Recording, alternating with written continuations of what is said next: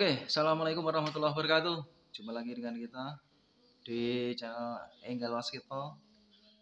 Saat ini kita akan memberikan tips kesehatan ya.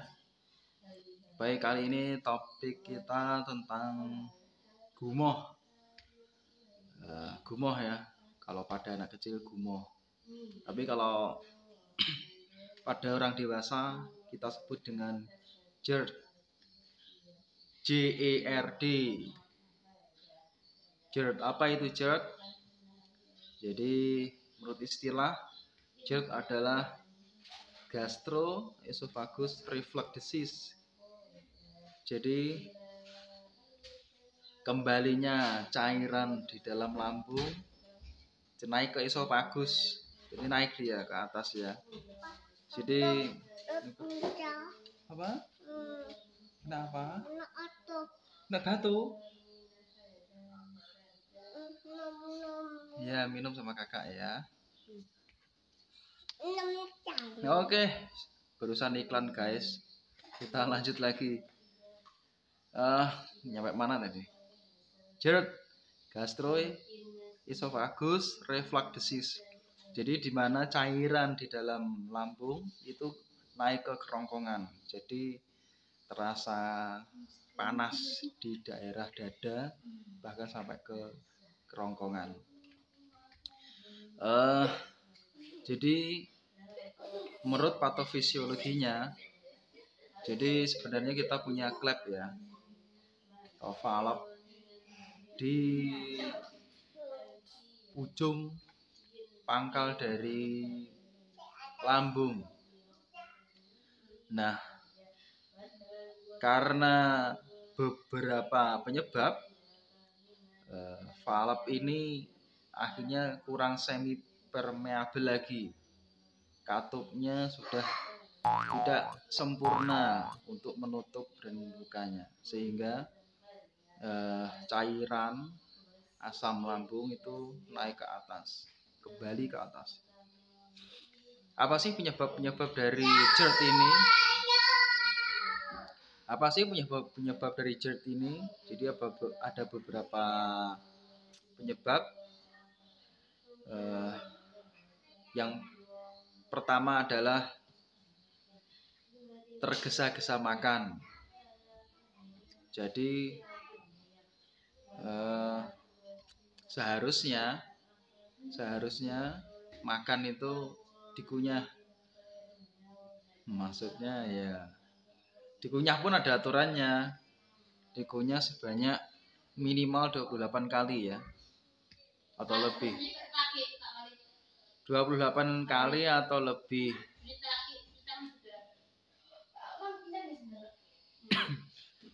Jadi pada dasarnya sebaiknya pada waktu makan lambung itu sudah menerima proses mekanikal. Jadi pencernaan itu punya dua proses, mekanikal dan juga kimia. Mekanikal itu terjadi saat pencernaan di mulut. Nah, sedangkan kimia, proses pencernaan kimia berada di lambung. Jadi lambung itu nggak seperti lambungnya ayam ya, yang meremas.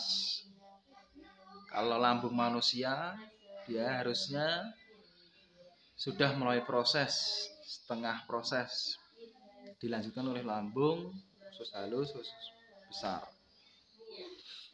Jadi itu ya, sebaiknya jangan tergesa-gesa. Yang selanjutnya, bahwa proses mengunyah itu mempunyai dua fungsi. Yang pertama untuk melembutkan makanan.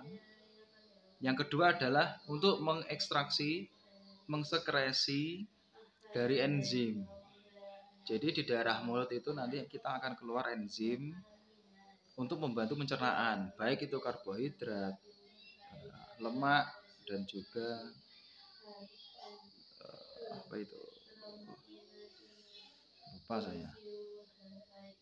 protein.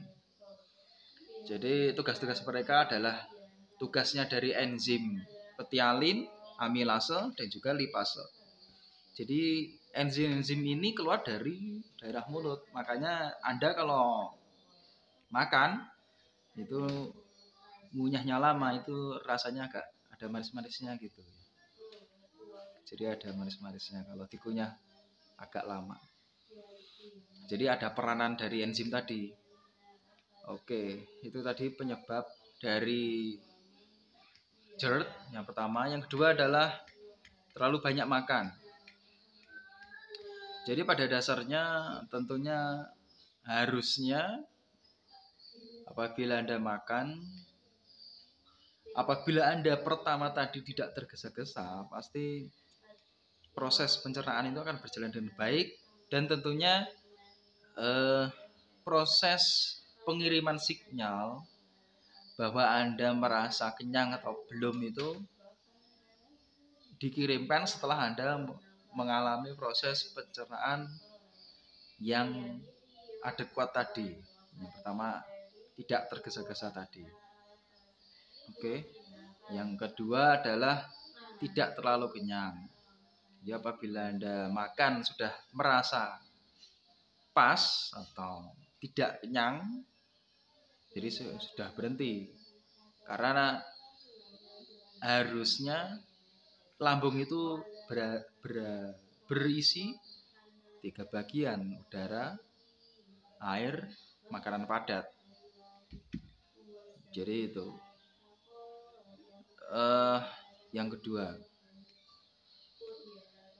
kedua adalah terlalu banyak makan. Yang ketiga adalah tidur setelah makan. Jadi berbaring, maksudnya berbaring saja itu sudah mempengaruhi valve dari keadaan lambung nanti. Jadi apabila Anda makan dalam keadaan makanan berat tentunya, terus Anda langsung berbaring, jadi itu salah satu pemicu, salah satu faktor predisposisi dari GERD. Predisposisi itu adalah faktor pemberat ya. Faktor pemberat dari suatu penyakit namanya faktor predisposisi. Oke, yang ketiga adalah yang keempat. Yang keempat adalah minum-minuman alkohol atau minuman keras. Jadi pada dasarnya minuman keras ini mempunyai kadar asam yang sangat tinggi ya. Jadi itu mempengaruhi organ mulai dari lambung, ginjal, hati. Itu yang paling berpengaruh. Terus jadi faktor-faktor pendukung pemberat dari gumoh atau baliknya cairan dalam asam lambung itu tadi ada 3 yang paling sering kita jumpai ya. Makan tergesa-gesa, makan terlalu banyak, dan juga